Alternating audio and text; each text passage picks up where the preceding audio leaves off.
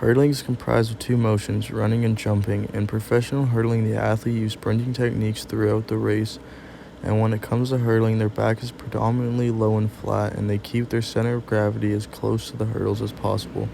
In hurdling, the form is key, and bad form can negatively impact your hurdling outcome. In hurdling, once the athlete has left the starting block, their body should be at an angle. This helps with air resistance and boosts the athlete's initial speed. Once the athlete has identified the key sprinting techniques, they will now need to know hurdling techniques. When hurdling, the athlete must keep good posture, and that will consist of a lower center of gravity and their back at a flat downward angle. The faster their lead leg, the faster the touchdown.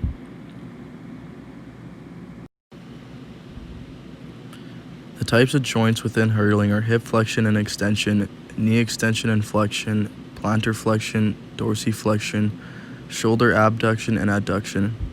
Most important muscles for hurdling will be the hip flexors, quad, hamstrings, and abdominal muscles, the hamstrings being the antagonist and the quads being the agonist.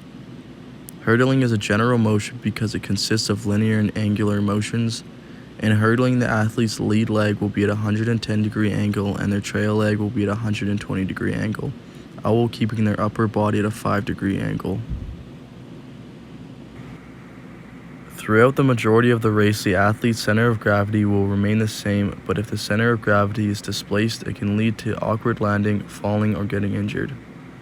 The line of gravity will be from the hip area to the ground while using their feet for stability for the duration of the race. Hurdling is a Class 1 lever. Before any competition, the athlete should be stretching 1 hour prior to the race in order to get full flexibility. They should be jogging, sprinting, stretching, and going over techniques. The day before, the athlete should have a light practice in order to get their muscles ready for racing the next day.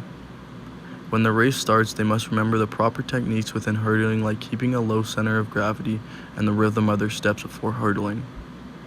Athletes prior to the race should be getting good sleep, lots of water, and eating properly. Studies have shown eating potassium before races can prevent muscle cramping and contracting. The research done in this case was to compare the biomechanical parameters of the hurdle clearance technique of the fifth hurdle in the 110-meter hurdle race of Colin Jackson and Daron Roberts. In the study, they found that being taller and having a slightly more mass can increase the time it takes to clear the fifth hurdle. Roberts cleared the fifth hurdle in 0.04 seconds faster than Jackson, and he was also 8 pounds heavier and 10 centimeters taller. In conclusion, I believe the research done is very good and true.